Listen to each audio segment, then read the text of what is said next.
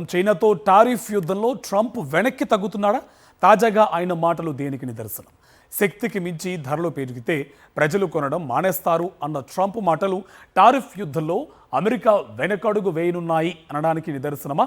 చైనాపై 245% దాకా సుంకాలు విధిస్తామని ఇటీవల వైట్ హౌస్ ప్రకటించింది.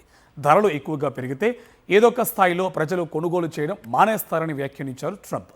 అలా జరగడం తనకు ఇష్టం లేదని వైట్ హౌస్లోని మీడియా ప్రతినిధులతో ట్రంప్ తెలిపారు. చైనాతో టారిఫ్ యుద్ధంలో ట్రంప్ వెనక్కి తగ్గుతున్నాడా? తాజాగా ఆయన మాటలు దేనికి నిదర్శనం? శక్తికి మించి ధరలు పెరిగితే ప్రజలు కొనడం మానేస్తారు అన్న ట్రంప్ మాటలు టారిఫ్ యుద్ధంలో అమెరికా వెనకడుగు వేయనున్నాయి అనడానికి నిదర్శనమా? చైనాపై 245% దాకా సుంకాలు విధిస్తామని ఇటీవల వైట్ హౌస్ ప్రకటించింది. ధరలు ఎక్కువగా పెరిగితే ఏదొక స్థాయిలో ప్రజలు కొనుగోలు చేయడం మానేస్తారని వ్యాఖ్యానించారు ట్రంప్. అలా జరగడం తనకు ఇష్టం లేదని వైట్ హౌస్లోని మీడియా ప్రతినిధులతో ట్రంప్ తెలిపారు.